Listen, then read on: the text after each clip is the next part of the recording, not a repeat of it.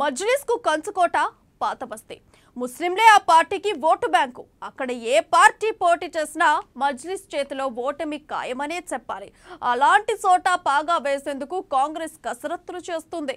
Majlis BRS బంధాన్ని వ్యతిరేకిస్తున్న ముస్లింలు ప్రత్యామ్నాయంగా కాంగ్రెస్ వైపు ఆసక్తి చూపుతున్నట్టు అక్కడి పరిస్థితులు స్పష్టం చేస్తున్నాయి. మరోవైపు మజ్లిస్లో ఇంటి పోరును, ప్రభుత్వంపై ప్రజల్లో పెరిగిన వ్యతిరేకతను తమకు అనుకూలంగా మార్చుకునేందుకు హస్తం నేతలు ఫోకస్ చేశారు. మొత్తంగా గ్రేటర్లోని 24 స్థానాలపై హస్తం కన్నేసింది.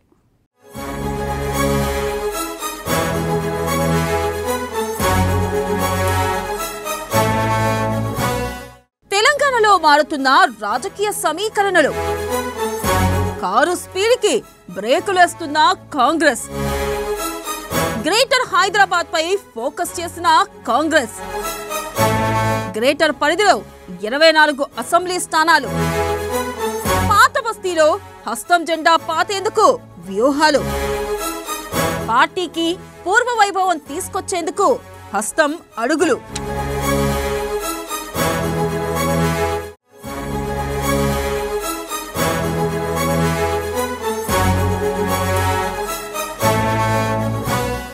గ్రేటర్ హైదరాబాద్ లో పూర్వ వైభవానికి కాంగ్రెస్ తహతహలాడుతుంది. కారు స్పీడ్కి అడ్డుకట్ట వేసే ప్రత్యేక వ్యూహాలతో ముందుకు సాగుతుంది. మెజార్టీ స్థానాలను దక్కించుకునేందుకు గట్టిగానే ప్రయత్నిస్తుంది. బలమైన అభ్యర్థులను బరిలో దించడం ద్వారా గట్టి పోటీనేస్తుంది. చివరిసారిగా వైఎస్ రాజశేఖర రెడ్డి హయాంలో 2009లో గ్రేటర్లో కాంగ్రెస్ అత్యధిక స్థానాలను కైవసం చేసుకుంది. ఇప్పుడు మరోసారి అదే ప్రయత్నంలో ఉంది.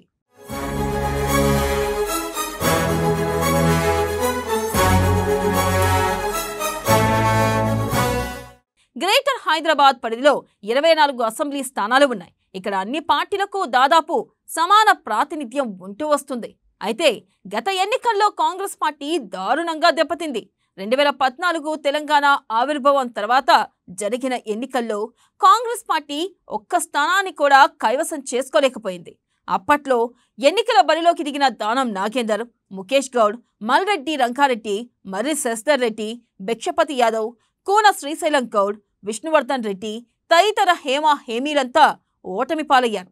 2018 ఎన్నికల్లో మాత్రం ఎల్బీ నగర్ నుంచి సుధీర్ రెడ్డి, మహేశ్వరం నుంచి సబితారెడ్డి మాత్రమే గెలుపొందారు. అయితే వారిద్దరూ అధికార బీఆర్ఎస్ లోకి వెళ్లిపోయారు.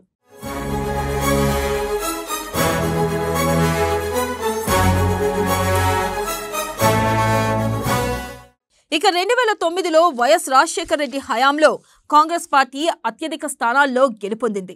2014 ఎన్నికలకు వచ్చేసరికి సీన్ మారింది. అంబర్పేట నియోజకవర్గంలో కాంగ్రెస్ పార్టీకి దశాబ్దాలుగా ప్రాతినిధ్యం లేదు. ఇక ఖైరతాబాద్, జూబ్లీహిల్స్, ముషీరాబాద్, గోషామహల్, సికింద్రాబాద్, రాజేంద్రనగర్, కుత్బుల్లాపూర్లలో గత 2 ఎన్నికల్లో కాంగ్రెస్ పార్టీకి ఓటమి ఎదురైంది. పాత బస్తీలో కాంగ్రెస్ పార్టీ 2వ స్థానంలో నిలుస్తూ వచ్చింది. నాంపల్లి, కార్వాన్, చంద్రాయనగుట్ట, యాకత్పుర నియోజకవర్గాలను తొలుత కాంగ్రెస్ పార్టీ గెలుపు పొందుతూ వచ్చింది. కానీ అనూహ్యంగా అక్కడ ఎంఐఎం పట్టు బిగిస్తూ వచ్చింది. కాంగ్రెస్కు పట్టున్న నియోజకవర్గంగా మలక్పేట ఉండేది. క్రమేపీ ఆ నియోజకవర్గం కూడా ఎంఐఎం చెప్పు చేతల్లోకి వెళ్ళిపోయింది.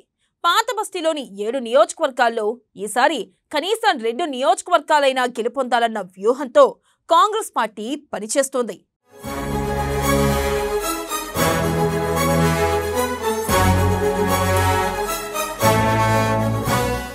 ఈసారి రాష్ట్ర వ్యాప్తంగా కాంగ్రెస్ అనుకూల పవనాలు వీస్తున్నాయి. అందుకే ఈసారి గ్రేటర్లో తప్పకుండా మెజార్టీ స్థానాలను గెలుపొందుతామని కాంగ్రెస్ నాయకత్వం ఆశలు పెట్టుకుంది.